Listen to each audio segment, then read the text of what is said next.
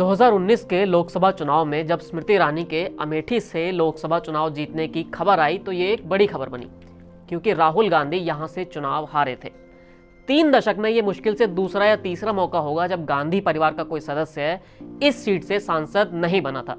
जो सिलसिला संजय गांधी से शुरू हुआ था वो राजीव गांधी, फिर सोनिया गांधी और राहुल गांधी तक पहुंचा था। अमेठी कितनी खास है इसका सबूत ये भी है कि सोनिया गांधी जब पहली बार राजनीति में आई और उनके चुनाव लड़ने की बारी आई तो उन्होंने इस सीट को ही चुना था। आज भले ही यहां से कोई गांधी सांसद ना हो, लेकिन रिश्ता और किस्से तो हैं ही।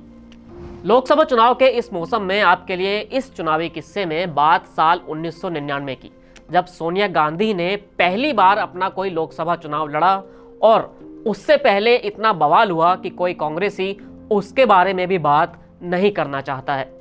1991 में जब राजीव गांधी की हत्या हुई, उसके बाद कांग्रेस के नेताओं द्वारा मांग की गई कि सोनिया गांधी को अब राजनीति में आना चाहिए और कांग्रेस का अध्यक्ष बनना चाहिए, लेकिन सोनिया ने ऐसा नहीं किया। वो अपने परिवार में खुश थी और खुद को राजनीति से दूर रखना चाहती थी।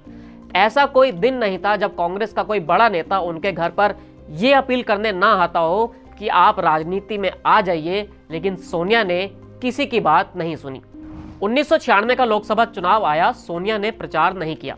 इसी बीच अमेठी लोकसभा सीट का रिश्ता भी गांधी परिवार से खत्म हो गया, क्योंकि राजीव गांधी की जब हत्या हुई थी तब वो अमेठी से ही सांसद थे। वहां की भी सीट खाली हुई थी। राजीव गांधी की जगह तब वहां से सतीश शर्मा ने चुनाव लड़ा और सांसद बन गए। लेकिन 7 साल बाद राजनीति से दूर रहने के बाद सोनिया ने साल 1997-98 में राजनीति में आने का फैसला किया। पहले उन्होंने पार्टी की सदस्यता ली और फिर प्रचार करना चाहा। ये वो वक्त था जब सीताराम केसरी कांग्रेस के अध्यक्ष हुआ करते थे। कांग्रेस की वर्किंग कमेटी 2 धड़ों में बंट गई थी, क्योंकि कई लोग चाहते थे कि अब सोनिया गांधी को अध्यक्ष बनाया जाना चाहिए, लेकिन केसरी के समर्थक भी वहां पर मौजूद थे। लोकसभा चुनाव से ठीक पहले मार्च 1998 में यह तय कर लिया गया कि अब सोनिया गांधी ही कांग्रेस की अध्यक्ष होंगी। सीताराम केसरी उस वक्त कांग्रेस के दफ्तर में ही थे। उनके कमरे को बाहर से बंद किया गया। सोनिया गांधी अपने समर्थकों के साथ दफ्तर में घुसी और अध्यक्ष पद की कुर्सी पर बैठ गई।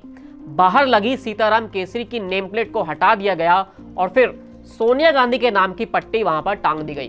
कांग्रेस को करीब से जानने वाले और कई किताब लिखने वाले रशीद किदवई, जो कई इंटरव्यू में ये कह चुके हैं कि सीताराम केसरी को दफ्तर से बाहर निकालने के वक्त में खींचतान इतनी ज्यादा हुई थी कि कांग्रेस के अध्यक्ष नाली में गिर गए थे और उनकी धोती भी खुल गई थी। 1998 में सोनिया गांधी ने राजनीति में प्रवेश कर लिया था। अब बारी चुनावी राजनीति में आने की थी। वाजपेयी की सरकार गिरी तो 1999 में फिर से चुनाव हुए। इस बार अमेठी से सोनिया गांधी ने पर्चा भर दिया। ये पहली बार नहीं था जब सोनिया अमेठी आई हो। राजीव गांधी के साथ वो कई दफा यहाँ पर आ चुकी थी। लोग विदेशी बहू को पहचानते भी हैं, लेकिन अब जब सोनिया आई तो राजीव साथ में नहीं थे। वो विधवा थी और खुद के लिए वोट मांग रही थी। सोनिया गांधी करीब 70% वोट पाकर जीत गई और पहली बार सांसद बनी। सोनिया अमेठी से सिर्फ एक बार ही सांसद बनी। जब 2004 में अगले लोकसभा चुनाव हुए तो राहुल गांधी यहां से लड़े और चुनाव भी जीत गए। सोनिया खुद अपनी सास यानी इंदिरा गांधी की सीट रायबरेली से चुनाव लड़ी थी। साल 2024 तक सोनिया गांधी यहीं से ही सांसद रहीं। सोनिया गांधी के पहले चुनाव से जुड़े इस किस्से में इतना ही। आपसे फिर मुलाकात होगी एक नई कहानी के साथ। शुक्रिया।